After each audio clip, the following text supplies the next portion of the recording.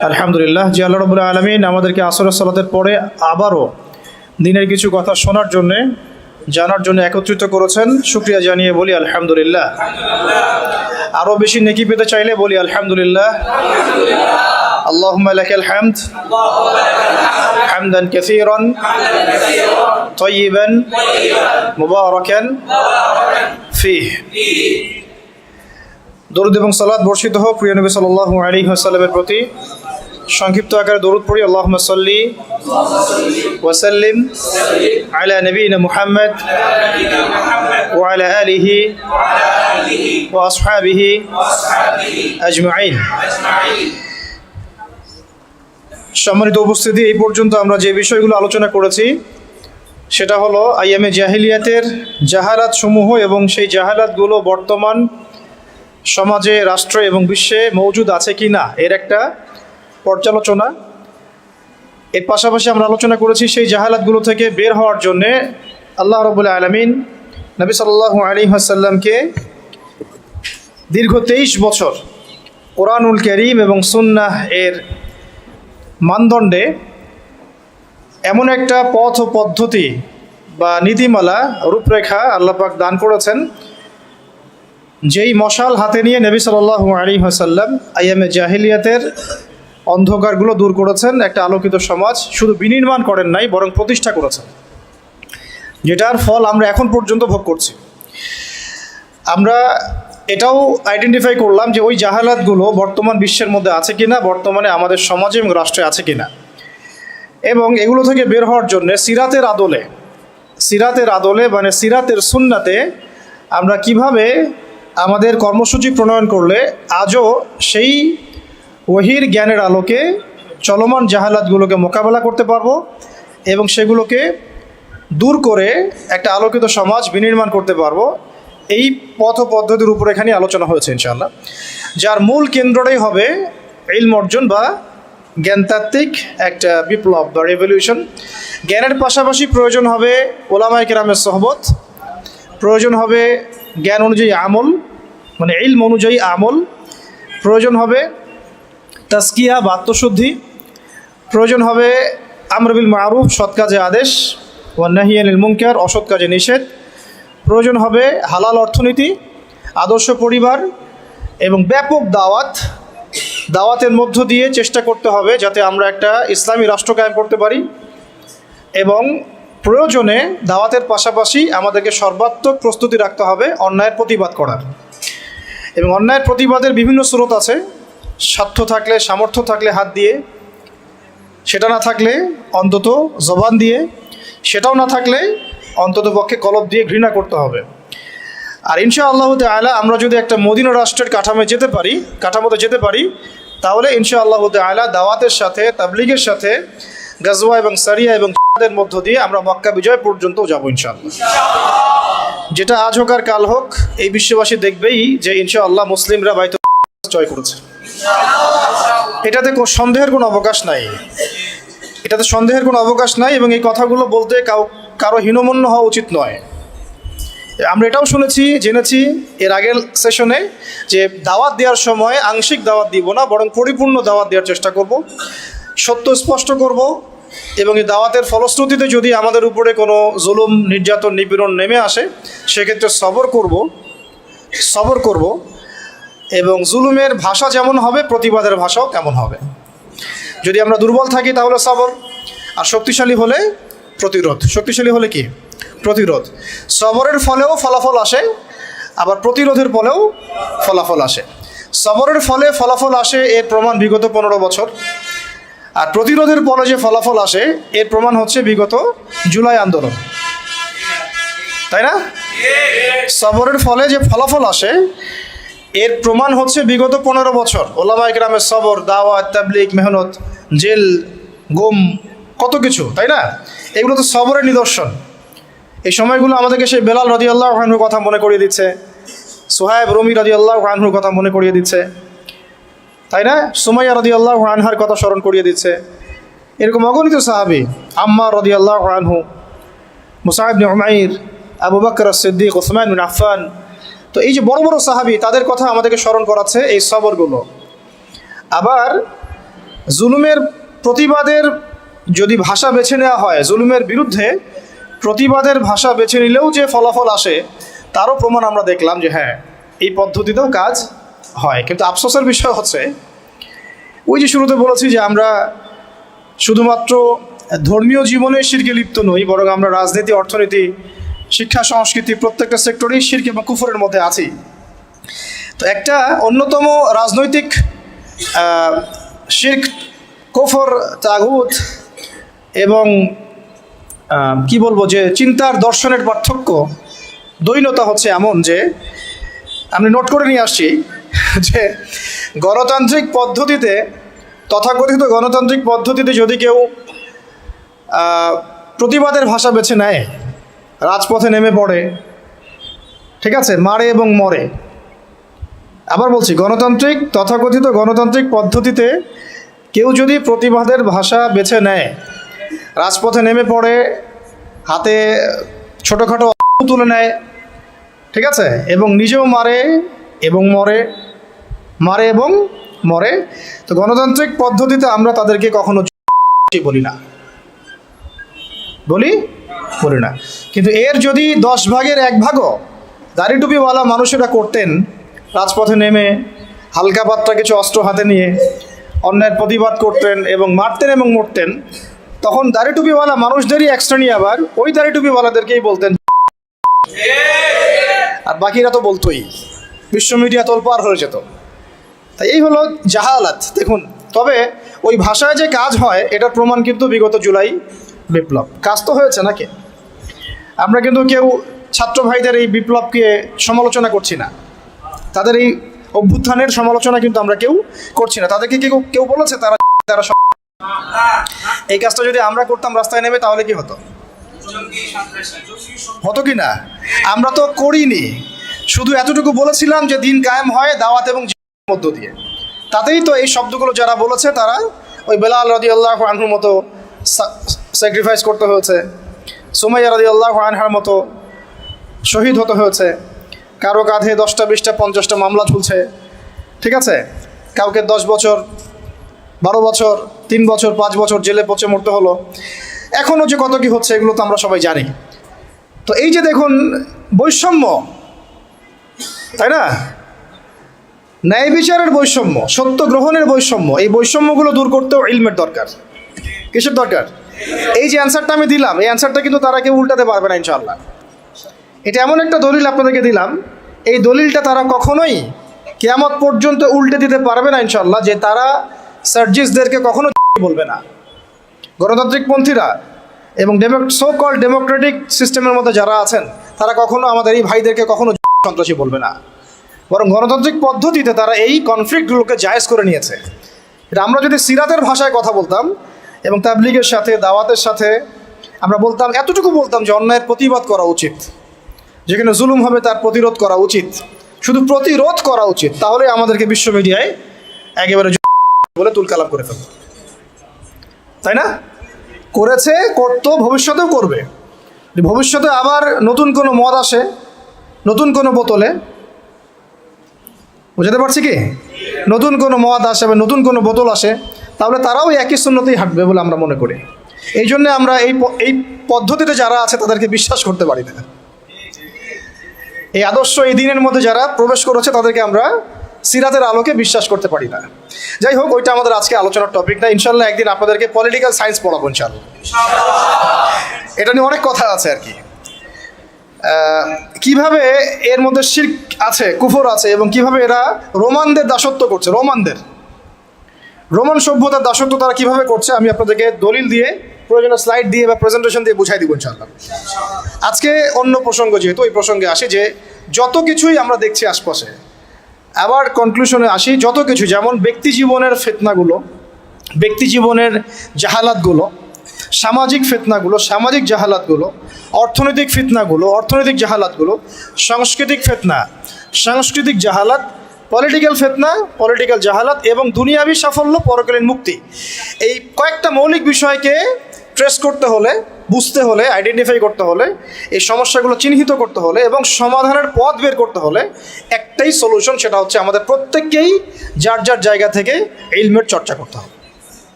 ঠিক আছে ভাই? ইলমের চর্চাটা আমরা কিভাবে করব, আমাদের সামনে রাস্তা কি কি, এবং আসলে আমরা যারা জেনারেল লাইনে পড়েছি তাদের হালত তো আরও দুর্দশা অনেক বেশি খারাপ। তো সব কিছু মিলিয়ে আমাদের একটু সলিউশনে আসতে হবে যে কীভাবে আমরা করতে পারি। প্রথম কথা হচ্ছে ভাই, 1 নম্বর পয়েন্টগুলো খুব ভালো করে একটু মাথায় নিব আমরা। 1 নম্বর হচ্ছে যে ইলম যে ফরজ, এটা আমার মাথায় আগে সেট করতে হবে। কি বললাম ভাই বলেন? ইলম অর্জন যে ফরজ, এটা আপনার মাথায় আগে বদ্ধমূল করতে হবে। মনন মগজে, হৃদয়ে মননে মগজে বদ্ধমূল করতে হবে যে ইলম অর্জন করা নফল নয়, সুন্নত নয়, মুস্তাহাব নয়, এটা ফরজ কাজ। তো প্রথম কথা কি বললাম বলেন? ইলম অর্জন করা যে ফরজ, এটা আমাদের মনে, মেজাজে, দেমাগে বদ্ধমূল করতে হবে। বুঝতে পারছি? আমরা সবাই কিন্তু জুমার নামাজকে গুরুত্ব দেই না। মানে দৈনিক নামাজ সে পড়ুক না পড়ুক, জুমার সালাতে হাজির। কেন? তার ধারণা হচ্ছে এই নামাজ না পড়লে তার ইসলাম টিকবে না, কাফের হয়ে যাবে, তাই না? আবার দেখা যায় রমজান মাসে রোজা মাস্টবি রাখতেইছে, তারাবি পড়ছে। তো অনেকে নামাজ পড়ছি, কেন পড়ছি? কারণ আমি এটাকে ফরজ হিসাবে মূল্যায়ন করছি। কিন্তু আপনি ইলম অর্জনকে মূল্যায়ন করছেন না খুব একটা, কারণ আপনি এটাকে ফরজিয়াতটাকে আপনি মূল্যায়ন করতে পারছেন না। মনে করছেন এটা নফল, করলেও হয় না করলেও হয়, এটা ওলামায়ে কেরামদের কাজ, আমাদের পড়তে হবে না, আমরা না করলেও চলবে। আবার অনেকে মনে করেন যে অনেক সময় পড়ে আছে, পরে শিখে নিব, এটা একটা ধোঁকা শয়তানের। আবার অনেকে মনে করেন যে আমার বয়স হয়ে গেছে, আমি পারবো না, আমি জেনারেল লাইন থেকে আসছি, আমি কি পারবো এগুলা, এরকম অনেকে মনে করেন। শয়তান 3টা ধোঁকায় ফেলে আমাদেরকে আর কি। একটা হচ্ছে যে আমার দ্বারা হবে না, আমি পারবো না, এটা একটা ধোঁকায় ফেলে। আরেকটা হচ্ছে আমি অনেক জানি, আমার জানার দরকার নাই। এটাও জেনারেল ভাইদের মধ্যে বহুত ফেতনা আছে এরকম আর কি।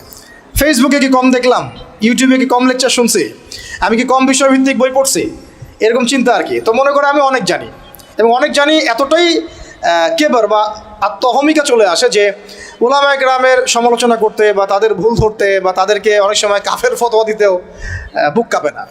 দেখা যায় যে মানে স্বঘোষিত মুজতাহিদ হয়ে গেছে আর কি। মুজতাহিদ বুঝলেন কিনা, এটা ইজতিহাদ করার যোগ্যতা সে অর্জন করে ফেলেছে বলে মনে করে। মানে সে নিজেকে স্কলার মনে করে, এক কথায় আপনাদের ভাষায় কি স্কলার মনে করে, কিন্তু সে কিন্তু কোনো মানে ক্লাসিক্যাল একাডেমিক পড়াশোনায় সে যায় নাই। তো এই 3টা ফেতনায় আমরা জর্জরিত হই। একটা হলো আমি অনেক জানি, আমার জানার দরকার নাই। একটা হলো আমার দ্বারা হবে না, আমি পারবো না। আর একটা হচ্ছে অনেক সময় পড়ে আছে, পরে শিখে নেব। কি এমনটা হয় নাই? আচ্ছা, তাহলে সবার আগে আমাদেরকে যে বিষয়টার দিকে ফোকাস করতে হবে সেটা হলো ইলম অর্জন যে ফরজ, তালাবুল ইলমি ফরিদাতুন আলা কুল্লি মুসলিম, এটা আমার মগজের মধ্যে আগে বসাতে হবে। এটার ফরজিয়াত যদি আমি বুঝতে পারি, তাহলে আমি প্রতিদিন অন্তত পক্ষে 1 ঘন্টা সময় তো দিতে পারবো ইনশাআল্লাহ। অন্তত 1 ঘন্টা দিতে পারবো না ইনশাআল্লাহ? ইনশাআল্লাহ। এখন যখন ফরজ মনে করেছি, তাহলে এখন খুঁজতে হবে যে আমার সামনে পথ পদ্ধতি কী। আর আমরা তো এর আগের সেশনে জানলাম যে ইলম অর্জন একা একা করা যাবে না। এটা ইন্নামাল ইলমু বিত্তাআল্লুম কথা একটা হাদিসের মধ্যে আছে, অনেক সালাফও বলেছেন। এই ইলম অর্জনটা কিন্তু আপনাকে সোহবতে গিয়ে, একেবারে আমরা যেটাকে নার্সিং করা কি বলি, আমরা বলি না যে আমরা বাচ্চাদেরকে নার্সিং করতেছি, তো এই নার্সিংয়ের মতোই ইলমটা শিখতে হয়। এটা এমন না যে জাস্ট কিতাব বাসায় নিয়ে গেলাম, পড়লাম, ঠিক আছে, বা আমি একটা অডিও রেকর্ড শুনলাম, বা আমি একটা ভিডিও দেখলাম, একটা লেখা পড়লাম ফেসবুকে, কিছু ক্লিপ আসলো ফেসবুকে, ভিডিও ইউটিউবে আসলো, রিলস আসলো, এর মধ্য দিয়ে আমি আলেম হয়ে গেলাম। বিষয়টা কিন্তু এমন নয়, বরং এটা আরও ফিতনার জগৎ। এটাতে উপকার থাকতে পারে কিছু, কিন্তু অপকার অনেক অনেক বেশি। এবং উপকার অপকার ধরার মতো যে হিকমা বা প্রজ্ঞা বা বাসিরা, এটাও আমাদের কিন্তু বেশিরভাগের নাই। তাই আমরা যদি ওই জগতে ইলম খুঁজতে যাই, তাহলে একটা মারাত্মক ভুল করব, তখন আমি নেক্সট সুরতে ধোঁকা খাইতে পারি। তাই ইলম অর্জন করতে হবে ওলামায়ে কেরামের সোহবতে এবং তত্ত্বাবধানে, পরামর্শ নিয়ে, তাদের কাছে সিলেবাস করে নিয়ে এবং তাদের সাথে যোগাযোগ রেখে। এমন নয় যে বিষয়টা আপনার মাথার উপরে একজন ওস্তাদই থাকতে হবে। আপনি চাইলে 10 জন, 15 জন, 20 জন ওস্তাদও রাখতে পারেন। এক একটা সাবজেক্টের এক একজন ওস্তাদ থাকতে পারে। আবার যদি দেখা যায় এত অ্যাভেলেবিলিটি নাই, আমার এত ওস্তাদ আমি পাচ্ছি না, অন্তত তখন একজন রাখেন, এমন একজন ওস্তাদ রাখেন যাকে ওলামায়ে কেরাম শ্রদ্ধা করেন। এভাবে আপনি আলেম খুঁজতে পারবেন না যে কার ফলোয়ার বেশি, কার মানে মাহফিলে বেশি লোক হচ্ছে, ঠিক আছে, কার সেমিনারে বেশি লোক হচ্ছে। এটা আসলে হকার বাতিল বা সাহিবুল ইলম এবং কে সাহিবুল ইলম না, এটার মানদণ্ড নয়। ঠিক আছে, ইলম কার কাছে আছে এটা খুঁজতে হলে একটা সূত্র আমি বলে দিই, যেটা আমি ফলো করেছিলাম সারা জীবন, এবং আলহামদুলিল্লাহ আমি এখানে ভুল করি নাই। আল্লাহ পাক আমাকে ভুল করার নাই, আলহামদুলিল্লাহ। সেটা হচ্ছে আমি অলওয়েজ দেখেছি যে সাধারণ মানুষ কার পিছনে ছোটে এটা আমি দেখিনি। আমরা দেখেছি সাধারণ মানুষ কার পিছনে ছোটে এটাকে আমরা গৌণ করেছি, বরং আমরা দেখেছি ওলামায়ে কেরাম কার পিছনে ছোটেন। বুঝতে পারলাম পার্থক্যটা? সাধারণ মানুষ কার পিছনে ছোটে এটা আমরা দেখিনি কখনোই, যেটা আপনারা দেখেন, অনেকেই দেখেন। আমরা দেখেছি ওলামায়ে কেরাম কার পিছনে ছোটেন। এটা যদি আপনি দেখতে পারেন, আপনি ইনশাআল্লাহ একেবারে সাহিবুল ইলম পর্যন্ত পৌঁছে যাবেন ইনশাআল্লাহ।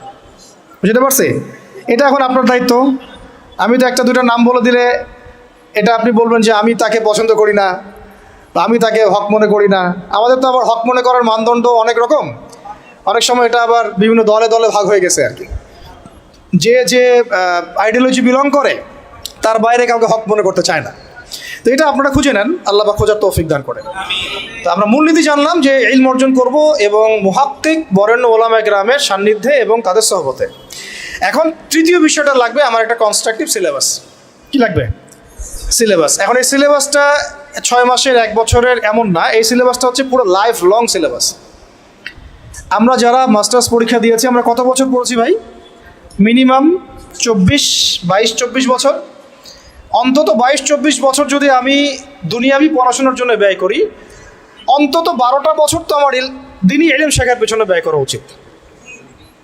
যদি 24টা বছর আমি যদি 24টা বছর যদি আমি দুনিয়াবি জ্ঞান শেখার জন্য ব্যয় করতে পারি, অর্থ দিতে পারি, সময় দিতে পারি, শ্রম দিতে পারি, বাবার জমি বিক্রি করতে পারি, মেসে থাকতে পারি, ডাল ভাত খেয়ে থাকতে পারি, হ্যাঁ, বেড শেয়ার করে থাকতে পারি, ফ্লোরে ঘুমাইতে পারি, মশার কামড় খাইতে পারি, ওখানে জন্ডিস হয়ে যায় মানুষের, তাই না? বিষয়গুলো এর চেয়েও কঠিন হয়। কেউ কেউ বাসা থেকে টাকা চাইতে লজ্জা পান, প্রাইভেট পড়িয়ে খান, টিউশনে করিয়ে খান, তাই না? অনেক মেয়ে তো আমরা শুনেছি যে পড়াশোনার টাকা ম্যানেজ করতে গিয়ে দেহের ব্যবসাও করছে। নাউযুবিল্লাহ মিন যালিক। কত স্যাক্রিফাইস, হ্যাঁ, দুনিয়াবি জ্ঞানের জন্য কত স্যাক্রিফাইস। তো যাই হোক, দিনের জ্ঞান অর্জন করার জন্য অন্তত অর্ধেক তো করেন, 10টা বছর তো দেই। কারণ দিনের ইলম তো আসলে 10 বছরেও অর্জন করা যাবে না, এটা তো স্টার্টিং হবে, এটা হবে শুধুমাত্র বিগিনিং অনলি। কারণ ইলম কাকে বলে এটা তো আমি আসলে বুঝাইতে পারতেছি না, আমি আসলে বুঝতেছি যেটা আমি আপনাকে বুঝাইতে পারতেছি না। মুসা আলাইহিস সালাম এত বড় একজন রাসূল যার উপরে তাওরাত নাজিল হয়েছে, তাই না? তিনি একদিন তো বলে ফেলেছিলেন যে আমার মনে হয় যে আমি সবচেয়ে বেশি জানি। তাকে প্রশ্ন করা হয়েছিল, আপনি কি সবচেয়ে জ্ঞানী মানুষ কিনা? আল্লাহ রাব্বুল আলামিন তো এই জায়গাটা ধরেছেন এবং খিদর আলাইহিস সালামের সন্ধান দিয়েছেন, না আমার একজন বান্দা আছে তোমার চেয়ে বেশি জানে। তখন তিনি তার সাথে দেখা করার জন্য সফর করেছেন। এই সফরটা খুব লম্বা ছিল, কষ্টের সফর ছিল। সফর করে তিনি যখন তাকে পেয়েছেন, ওই খিদর আলাইহিস সালামকে, তো খিদর আলাইহিস সালাম বলেছিলেন যে ইন্নাকা লান তাস্তাতিআ মাইয়া সাবরা, আমার কাছে এমন জ্ঞান আছে আল্লাহর পক্ষ থেকে যেটা অর্জনের ব্যাপারে তুমি আমার সাথে ধৈর্য ধরতে পারবে না। তুমি মুসা আমার সাথে ধৈর্য ধরতে পারবে না। নবীকে বলা হচ্ছে এই কথাটা, আরেকজন নবীকে বলা হচ্ছে তোমার চেয়েও জ্ঞানী মানুষ আছে, এবং তার নাম খিদর আলাইহিস সালাম। তার ব্যাপারে আল্লাহ পাক বলছেন ওয়া আল্লামনাহু মিন লাদুন্না ইলমা, আমি আল্লাহ তাকে আমার পক্ষ থেকে জ্ঞান শিক্ষা দিয়েছে। মানে আল্লাহ পাক তার পক্ষ থেকে তাকে জ্ঞান শিক্ষা দিয়েছেন। এবং তারা যখন ওই যে বোটে নৌকার করে সফর করছিলেন, তখন একটা পাখি এসে একটু পানি খেয়ে চলে যায়। তখন খিদর আলাইহিস সালাম বলেছিলেন যে এই যে পাখিটা যতটুকু পানি নিয়েছে, এই যে পাখিটা যতটুকু পানি নিয়ে গেছে এখান থেকে, এই পুরো কায়নাতের যে জ্ঞান, মানুষের অন্য মাখলুকের যত জ্ঞান আছে, তোমার আমার যত জ্ঞান ওই পানিটুকুর মতো। আর এই যে পুরো দেখছো তুমি নদী এবং সাগর যত কিছু আছে, এটা হলো আল্লাহ রাব্বুল আলামিনের জ্ঞান। তো আমরা তো জ্ঞান কি ওটা বোঝাতে পারতেছি না। এই জন্য দেখবেন যে যত বড় আলেম হয় সে তত বিনয়ী হয় এবং তত বেশি সে মানে বইয়ের পোকা হয়ে যায়। আমাদের ওস্তাদদেরকে আমরা দেখেছি যে বই ছাড়া তারা তো মনে হয় 1 ঘন্টাও সময় অপচয় করেন না। কিতাব থাকেই হাতে অথবা সাথে ব্যাগে, চলতে ফিরতে খালি বই পড়ছেন আর পড়ছেন। তো এইটা একটা সুরত। তাহলে আমরা বুঝলাম যে জ্ঞানের কোনো শেষ নাই। তাহলে যেহেতু কোনো শেষ নাই এবং জ্ঞানের মূল উৎস আল্লাহ রাব্বুল আলামিন, তাহলে এটা একটা লাইফ লং প্রসেস। তো তবে একটা নির্দিষ্ট গন্তব্যে গেলে আমরা মোটামুটিভাবে ফরজে আইন জানতে পারবো, অ্যাটলিস্ট কোরআন তেলাওয়াত শিখতে পারবো, অ্যাটলিস্ট ইনশাআল্লাহ আরবি ভাষাটুকু তুলনামূলক শিখতে পারবো ইনশাআল্লাহ। এরপরে কিছুটা অনুবাদ করতে পারবো কোরআনুল কারীম ইনশাআল্লাহ, হাদিসের ইবারতগুলো পড়তে পারবো ইনশাআল্লাহ, ফিকহের কিতাবগুলো পড়তে পারবো, আকীদার কিতাবগুলো পড়তে পারবো। আশা করা যায় ওই পর্যায়ে গেলে আমি তখন আরও বড় কিছু করার জন্য ফিকির করতে পারবো। তো ওই লেভেল পর্যন্ত তো আমাকে যেতে হবে, তাই না? আচ্ছা, এখন আসেন এই লেভেল পর্যন্ত যাওয়া আমাদের এই সোসাইটির কথা বলছি আর কি, আমাদের জন্য কতটা সহজ বা কতটা কঠিন।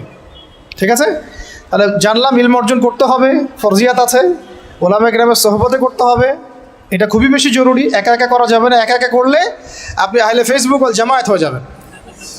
ঠিক আছে, এবং আপনি তখন স্বঘোষিত আমিরও হয়ে যেতে পারেন। বুঝতে পারছি?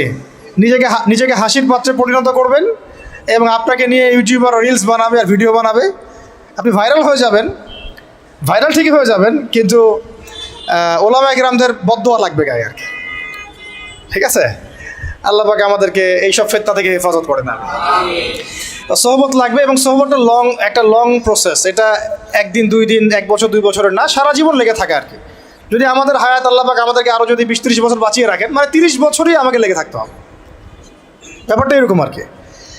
আল্লাহ পাক যেন আমাদেরকে ইলমের পথে দীর্ঘমেয়াদী হায়াত নসিব করে নেবেন। এরপরে আসেন, আমরা জানলাম যে এখন শিখতে হবে কি, অন্তত পক্ষে আল কোরআনুল কারীমের বিশুদ্ধ তিলাওয়াত, তারপরে আরবি ভাষা, কোরআনুল কারীমের যে ব্যাকরণ, এতটুকু ব্যাকরণ, অনুবাদ, পাশাপাশি হাদিসের কিতাব পড়ার যোগ্যতা অর্জন করা, ফরজে আইনের জ্ঞান তো অর্জন করবেনই, ফিকহের জ্ঞান অর্জন করা, আকীদার জ্ঞান অর্জন করা, সিরাত, গুরুত্বপূর্ণ সাবজেক্ট কি সিরাতের জ্ঞান অর্জন করা, ইসলামের ইতিহাসের জ্ঞান অর্জন করা, ইসলামী অর্থনীতির জ্ঞান অর্জন করা, এবং এর পাশাপাশি বর্তমান বিশ্বের অর্থনীতি, বিশ্ব ব্যবস্থা, ভূগোল, হ্যাঁ, ভূরাজনীতি, এগুলো আমাদের তো জানা আছে মোটামুটি, যেহেতু আমরা জেনারেল ব্যাকগ্রাউন্ড থেকে আসছি। এগুলো তো ইউনিভার্সিটিতে পড়েছেন মাশাআল্লাহ। এমনকি ইউনিভার্সিটিতে আপনারা অনেকে ওয়েস্টার্ন ফিলোসফি পড়েছেন, আমার চেয়ে আপনারা ভালো জানেন। অনেকে ম্যাথামেটিক্সে এখানে আছেন, অনার্স মাস্টার্স করেছেন, কেমিস্ট্রিতে আছেন, ফিজিক্সে আছেন, অনেক বড় বড় জায়গা থেকে মানুষ এসেছেন, MBBS ডক্টরও আছেন। তো এই পড়াশোনা তো মাশাআল্লাহ আপনার আছেই। এখন কোনটা ল্যাকিংস? ইসলামিক বেসিক পড়াশোনার ল্যাকিংস আছে, তাই তো? এখন আমাদের সামনে দুটো রাস্তা। একটা হচ্ছে বাংলাদেশের শিক্ষা সিস্টেমটা আপনি দেখবেন 2 ভাগে বিভক্ত আর কি। একটা ভাগ হচ্ছে মাদ্রাসা শিক্ষা ব্যবস্থা, একটা হলো জেনারেল শিক্ষা ব্যবস্থা। এখন মাদ্রাসা শিক্ষা ব্যবস্থা তাদের মতো করে তারা সাজিয়ে নিয়েছেন, এবং এটার মধ্যে মাশাআল্লাহ যা আছে তার বেশিরভাগই কি আমাদের সবার জন্য উপকারী। হয়তো মাদ্রাসা শিক্ষার কারিকুলামে জেনারেল শিক্ষার কিছু সাবজেক্ট নাই, যেমন ধরেন ফিজিক্স নাই, বা সায়েন্সের বেসিক সায়েন্সগুলো নাই, ইংরেজি হয়তো সব জায়গায় বাধ্যতামূলক না, কিছু কিছু জায়গায় হয়তো আছে, তারপরে ভূরাজনৈতিক প্রেক্ষাপটগুলো নাই, ইকোনমিক্সের পড়াশোনাটা কম। মানে যে পড়াশোনাগুলো এখন ওয়ার্ল্ডকে ডিল করতে প্রয়োজন হচ্ছে, এগুলো কিছু কিছু ক্ষেত্রে কোনো কোনো মাদ্রাসায় নাই। আর যে মাদ্রাসাগুলো পুরোপুরি আধ্যাত্মিক, ঠিক আছে, ইলম এবং তাসাউফে পরিপূর্ণ, ওই মাদ্রাসাগুলোতে এই সাবজেক্টগুলোর প্রয়োজনও নাই। কারণ ওইটা যদি ওখানে ঢুকানো হয় তখন সেখানকার রুহানিয়াত নষ্ট হয়ে যাবে। এই সেন্সে ওগুলো এভাবে আছে, এটা পারফেক্ট আছে। হয়তো তারা যখন আলেম হয়ে যাবেন, দাওরা হাদিস পাশ করবেন, মানে ইফতা দিয়ে ফেলবেন, এরপরেও তারা চাইলে কিন্তু ইংরেজিতে একটা কোর্স করতে পারেন, ICTর কোর্স করতে পারেন, তাই না, কম্পিউটার সায়েন্সের কোর্স করতে পারেন। এভাবে তারা তাদের সেলফ স্কিল ডেভেলপমেন্ট করতে পারেন। তো ওই দিকে তাদেরকে আর কোনো রকম চাপ দেওয়ার সুযোগ নাই, বা দেওয়ার দরকারও নেই, উচিতও না। আমাদের দিকে আসেন, বাকি সাবজেক্ট আরেকটা ডিপার্টমেন্ট হচ্ছে জেনারেল ডিপার্টমেন্ট, তাই না? তো এখন আমাকে একটা প্রশ্ন উত্তর দেন যে মাদ্রাসা ব্যাকগ্রাউন্ডের স্টুডেন্টদের সংখ্যা বেশি না জেনারেল ব্যাকগ্রাউন্ডের স্টুডেন্টের সংখ্যা বেশি? আচ্ছা, কোনো জরিপ আছে আপনাদের কাছে কত % বেশি? কোনো আইডিয়া আছে যে আমাদের মাদ্রাসা ব্যাকগ্রাউন্ডের স্টুডেন্ট সংখ্যা কত এবং জেনারেল ব্যাকগ্রাউন্ড স্টুডেন্টের সংখ্যা কত? জি, মোটামুটি কাছাকাছি গিয়েছেন আপনি। 25% আমাদের দেশে মাদ্রাসা ব্যাকগ্রাউন্ডের মানুষ আছে। কত পার্সেন্ট? 25%। 75% হচ্ছে আমাদের জেনারেল ব্যাকগ্রাউন্ডের মানুষ। কোন ব্যাকগ্রাউন্ডের? জেনারেল ব্যাকগ্রাউন্ড, মানে আপনারা যারা আমাদেরকে মানে ইংরেজি শিক্ষিত বলেন আর কি, তাই না? এটা হচ্ছে 75%। আরেকটা বিষয় নোটিস করেন, সেটা হচ্ছে বাংলাদেশের পলিটিক্স, বাংলাদেশের সংবিধান, বাংলাদেশের সংসদ সদস্য, MP মন্ত্রীরা, অর্থনীতির সিস্টেম, ব্যাংকার, ফাইন্যান্স যারা ডিল করেন, গার্মেন্টস সেক্টর যারা ডিল করেন, যারা সমাজের নেতৃত্ব দিচ্ছেন, ঠিক আছে, তারা সবাই, তাদের দেখা যায় 98%ই জেনারেল ব্যাকগ্রাউন্ড থেকে আসছেন। ঠিক আছে, আচ্ছা, বাকি 25% মানুষ আমাদের মাদ্রাসা ব্যাকগ্রাউন্ডের সাথে সম্পৃক্ত, এখান থেকে ওলামায়ে কেরাম প্রডিউস হচ্ছেন, তারা আমাদেরকে নীতি নৈতিকতা, দিন, ইসলাম এগুলো শিখাচ্ছেন। একটা জিনিস আমি খেয়াল করেন, যদি আপনি কোনো আলেমকে বলেন যে আপনারা হয়তো 10 জন আছেন, এখানে 10 জনের মধ্যে ধরেন যে 8 জন হচ্ছে আলেম বা মাদ্রাসা ব্যাকগ্রাউন্ডের, 2 জন হচ্ছে জেনারেল ব্যাকগ্রাউন্ডের, কখনোই 2 জন জেনারেল ব্যাকগ্রাউন্ডের কাউকে ওলামায়ে কেরাম ইমামতির দায়িত্ব দিবেন না। দিবেন কি? নামাজির ইমামতির দায়িত্ব দিবেন? কেন দিবেন না? কারণ তারা খুব ভালো করেই জানেন এটা অনেক সমস্যা হতে পারে, তিলাওয়াতে ভুল হতে পারে, অর্থ বিকৃত হয়ে যেতে পারে, বা তার চেয়ে অনেক যোগ্য ব্যক্তি সামনে আছেন, তাই তো? দেখেন, মসজিদের ইমামতির দায়িত্বের ক্ষেত্রে আমরা জেনারেল ব্যাকগ্রাউন্ডের মানুষকে কিন্তু অতটা প্রায়োরিটি দিব না। স্বাভাবিক, যত ভালোই তেলাওয়াত আপনি করেন না কেন, যত ভালোই আপনি মানে কোরআনের হিফজ করেন না কেন, দেখা যাবে যে না, সেখানে ওলামায়ে কেরামদেরকেই প্রাধান্য দেওয়া হবে। এটা দেওয়াই উচিত, এটাই স্বাভাবিক, এটাই হবে। কিন্তু আমার একটা প্রশ্ন আছে, মসজিদ, মাদ্রাসা, ওয়াজ মাহফিলের প্যান্ডেল, লেকচারের এই মানে ডায়াসগুলো, এই জায়গাগুলোতে দেখা যাচ্ছে আমরা জেনারেল ব্যাকগ্রাউন্ডের মানুষদেরকে অতটা প্রায়োরিটি দিচ্ছি না, সঙ্গত কারণেই দিচ্ছি না। কিন্তু আবার রাষ্ট্রের অনেক বড় বড় সেক্টর, যেগুলো রাষ্ট্রের সবচেয়ে বড় বড় department, for example medical sector, for example finance, garments sector, economic sector, এবং সবচেয়ে বড় কথা হচ্ছে শিক্ষা সিস্টেম, শিক্ষা কমিশন, এমপি মিনিস্টার্স এবং পার্লামেন্ট, এই সমস্ত সেক্টরে আমরা জেনারেলদের হাতে দায়িত্ব দিয়ে নিশ্চিন্তে ঘুমাচ্ছি, তাই না বিষয়টা? অথচ রাষ্ট্রের এটা হচ্ছে 80% সেক্টর। তাহলে এখানে আমার একটা প্রশ্ন হচ্ছে যে কেন আমরা দিন শিখে ওই সব সেক্টরগুলোতে যাব না? আর যদি এই সেক্টরগুলো জেনারেল ভাইদেরকেই ডিল করতে হয়, তাহলে কেন তাদেরকে দিন শেখাবো না? আমার কোশ্চেন আর কি। যেহেতু আমি তাকে ইমামতির দায়িত্ব দেওয়ার জন্য মুনাসিব মনে করছি না, তাহলে কিভাবে আমি তাকে রাষ্ট্রের দায়িত্ব দিলাম? আমাকে উত্তর দেন। আমি তাকে একটা মাদ্রাসার মোহতামিম বানাবোই না কখনো, কারণ তার সে যোগ্যতা নাই। আমি তাকে ইমামতির দায়িত্ব কখনোই দিব না, কারণ তার সে যোগ্যতা নাই বলে আমি মনে করি। তাহলে কিভাবে আমি আমার পুরো দেশের ইকোনমিক সিস্টেমের দায়িত্ব এই 8-10 জন, 20 জন, 100 জন জেনারেল মানুষকে দিয়ে দিলাম? কোনো প্রতিবাদও করলাম না, কিছু বললামও না, বা আমরা সেখানে যাওয়ার চেষ্টাও করলাম না, বা ওখানে যারা আছে তাদেরকে আমরা ইসলাম শেখানোরও চেষ্টা করলাম না, বা ওই রাষ্ট্র যারা চালায়, এমপি মন্ত্রীরা, পার্লামেন্টে যারা বসে আছেন, রাষ্ট্র তো এরা চালায় না, তাদের নিচে আরও অনেক মানুষ আছে, উপরে অনেক মানুষ আছে, ডানে অনেকে আছে, বামে অনেকে আছে, আবার যারা গার্মেন্টসে আছে, যারা এখানকার মানে আমরা বলি না চাপ প্রয়োগকারী সংস্থা, তারা আছে, বিভিন্ন এনজিওস আছে, অ্যাসোসিয়েশন আছে। তো এই সবাই মিলে তারা রাষ্ট্রকে ডিল করে। তো তাদের সংখ্যা নিশ্চয়ই কয়েক কোটি তো হবেই। তো তাদের উপর আমরা পুরো দেশের দায়িত্ব কীভাবে ছেড়ে দিলাম, এটা আমার প্রশ্ন আর কি। যেখানে আমি একটা মসজিদের দায়িত্ব তাকে দিতে চাচ্ছি না, বা দেওয়ার মতো সে যোগ্য না, এবং দেওয়াটা মুনাসিবও না। তাহলে সমাধান কি এখানে? সমাধান হচ্ছে দুটা। একটা হচ্ছে আমাদের ওই 25% মানুষকেই ওই জায়গাগুলোতে যেতে হবে। কে? ওই 25% মানুষকেই শুধু মসজিদ, মাদ্রাসা এবং মক্তব এইসব জায়গায় সীমাবদ্ধ না রেখে আস্তে আস্তে গ্র্যাজুয়ালি শিক্ষা কমিশনে, শিক্ষা ডিপার্টমেন্টে, সাংস্কৃতিক ডিপার্টমেন্টে, ইকোনমিক্সের ওয়ার্ল্ডে, এবং সবচেয়ে বড় কথা ওই পলিটিক্যাল ওয়ার্ল্ডে অ্যাপ্রোচ করতে হবে। তাহলে দেখা যাবে ইনশাআল্লাহ একটা পরিপূর্ণ ইসলামিক রাষ্ট্রের দিকে আমরা যেতে পারবো ইনশাআল্লাহ। অথবা এই সেকশনে যে মানুষগুলো আছে তাদেরকে মহব্বতের সাথে কাছে ডেকে বা তাদের কাছে দিনকে সহজলভ্য করে এমনভাবে তাদেরকে তৈরি করা যেন তারা ওই লেভেলে গেলে রাষ্ট্র যেন বিপথে না যায়। ঠিক যেমন আমি মসজিদ সামলাতে পারছি, সে যেন যোগ্যতা নিয়ে রাষ্ট্র সামলাতে পারে। এই কাজটা কিন্তু আসলে আমার মনে হয় না খুব বড় স্কেলে কখনো হয়েছে, বা আমাদেরকে একটা ফিকির আমরা করেছি।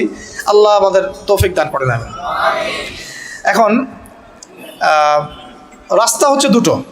একটা হচ্ছে কি আপনার জেনারেল শিক্ষা এবং মাদ্রাসা শিক্ষা। এটা নিয়ে আমি কথা আর বলছি না, মাদ্রাসা শিক্ষা নিয়ে। জেনারেল শিক্ষা নিয়ে এখন আপনাদের সাথে কথা আর কি।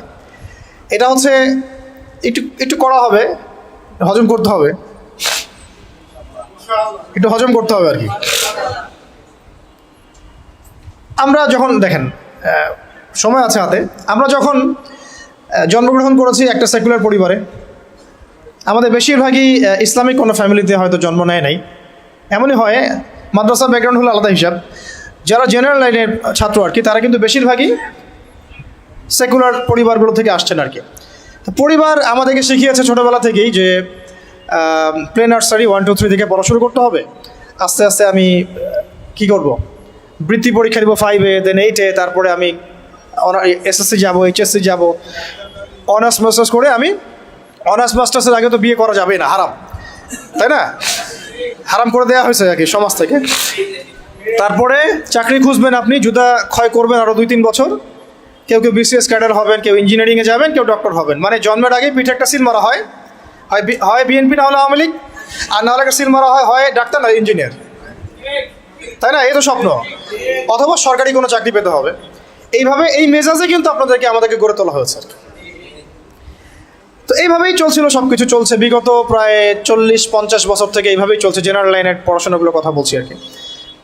এর আগের অবস্থা যদি এমন ছিল না, আর ওই সময় জেনারেল লাইনে পড়াশোনার মধ্যেও ইসলামিক অনেক বিষয় ছিল, যেটা আস্তে আস্তে আস্তে আস্তে বিভিন্ন সরকার এসে তাগুদ এসে এটাকে সরিয়ে দিয়েছে। এখন এই সিস্টেমের মধ্যে বুকে হাত দিয়ে বলেন তো ভাই, যে আপনারা কত বছর পড়াশোনা করেছেন? মিনিমাম 20 বছর, মিনিমাম 20 বছর। এবং প্রত্যেকটা ক্লাসে আপনাদেরকে 8টা-10টা করে বই পড়ানো হয়েছে, আমাদেরকে পড়ানো হয়েছে। এবং এই বইগুলোর মধ্যে বেসিক ইসলাম তো কখনো ছিলই না। আমরা প্রাইমারি পাস করেছি, ক্লাস 5 পর্যন্ত। প্রাইমারি পাস করা বাংলাদেশের কোটি কোটি স্টুডেন্টকে যদি আপনি সূরা ফাতিহার তিলাওয়াত ধরেন, তারা বলতে পারবে না। এটা বাস্তবতা। প্রাইমারি পাস করা ছেলে বাংলাদেশে হয়তো কয়েক কোটি হবে, তাদেরকে যদি আপনি শুধুমাত্র কোরআন তেলাওয়াতটা ধরেন বিশুদ্ধ করে, তাদের বেশিরভাগই পারবে না। আমি চ্যালেঞ্জ করতেছি, যারা পারবে তারা শিখেছে কোনো মক্তবে বা কোনো মাদ্রাসায় বা কোনো হুজুরের কাছে। তারা ইনস্টিটিউশনালি শেখে নাই, একাডেমিক্যালি শেখে নাই, তাদের সিলেবাসে এটা ছিল না, এখনও নাই, পরিবর্তিত বাংলাদেশেও নাই। ভবিষ্যতে যারা সরকারে আসবে তারাও রাখবে কিনা আমরা জানি না। অথচ এটা নাকি মুসলিম কান্ট্রি, এবং 16 কোটি নাকি আমরা মুসলিম। এটা নাকি ইসলামিক কান্ট্রি।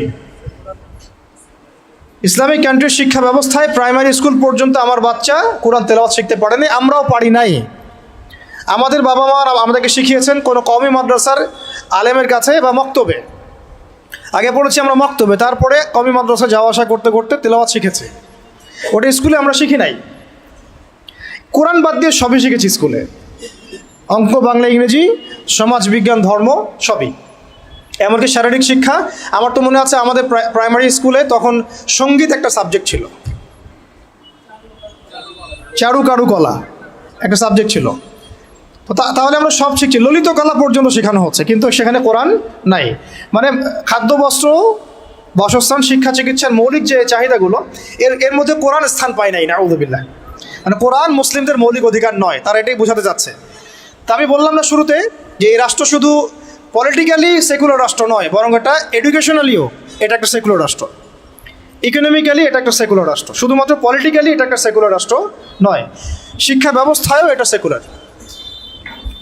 আচ্ছা, এরপরে আপনি যদি এই প্রাইমারি স্কুলের সমস্ত শিক্ষকদেরকেও বসান, দেখবেন শিক্ষকরা পর্যন্ত কোরআন তেলাওয়াত করতে পারছে না, বেশিরভাগে তারা জাতির শিক্ষক। হাই স্কুলে চলে যান, আমরা হাই স্কুলে পড়েছি না ভাই, মিনিমাম 8টা বই তো ছিল কাঁধে। ওই ছোটোবেলায় ব্যাগটা ঘরে ধরিয়ে দেওয়া হতো, 8টা-10টা বই, তারপরে খাতা থাকতো, ডায়েরি থাকতো। কোরআন থাকতো কি বলেন? কায়দাটাও কি ছিল? আম্মা পাড়াও কখনো ছিল? একটা ধর্ম বই ছিল, ইসলাম ধর্ম। পরে রেজিম এসে ওটাকে দিয়েছিল ইসলাম ও নৈতিক শিক্ষা। তার কাছে মনে হচ্ছিল যে ইসলাম নৈতিক না, নৈতিক যোগ করতে হবে, নাউযুবিল্লাহি মিন যালিক। সে নৈতিক শব্দ যোগ করেছিল আর কি, মনে আছে কিনা ভুলে গেছেন? আচ্ছা, তো আমাদের ওই ব্যাগের মধ্যে কোরআন ছিল না। এখন ছিল না তার মানে দেখেন, ক্লাস 6 থেকে, প্রাইমারি শেষ, ক্লাস 6 থেকে নিয়ে 10 পর্যন্ত আপনি কি এই 5-6 বছরে 6টা সূরা মুখস্থ করছেন কিনা বলেন? স্কুলে হাই স্কুলে করেছেন না? আর বাকি কী কী সাবজেক্ট পড়েছি এটা তো আপনারা জানেন। ফিজিক্স, কেমিস্ট্রি, বায়োলজি ওখানে অ্যাড হয়ে গেছে। পর্যায় সারণী আমাদের ভাইদের মুখস্থ, hydrogen, helium, lithium, beryllium, boron, carbon, nitrogen, আর কি রে, ফ্লোরিন, নিয়ম, হ্যাঁ ভুলে গেছি আমি। এটা মুখস্থ ছিল আমারও। পদার্থবিজ্ঞানের যে আপনার কি সূত্রগুলো আছে একেবারে E=mc² পর্যন্ত সব মুখস্থ আমাদের। হায়ার ম্যাথ কঠিন সাবজেক্ট ছিল না, হায়ার ম্যাথের সব সূত্র আমাদের মুখস্থ, ত্রিকোণমিতি পরিমিতি সব গিলা শেষ। এদিকে বাংলা বই খুললে দেখা যায় বঙ্কিমচন্দ্র, শরৎচন্দ্র, হ্যাঁ, তারপরে আরও কত চন্দ্র, সব চন্দ্রই। আপনারা পড়েন না এগুলা? সবাই পড়ছেন, এটা তো হাসার বিষয় না, আমরা সবাই পড়ছি। এখন আমাদের ছেলেমেয়েরা পড়তেছে, চেঞ্জ হয়েছে নাকি এগুলা? এখানে আমাদের সময় তো একটা গদ্য ছিল, মহানবী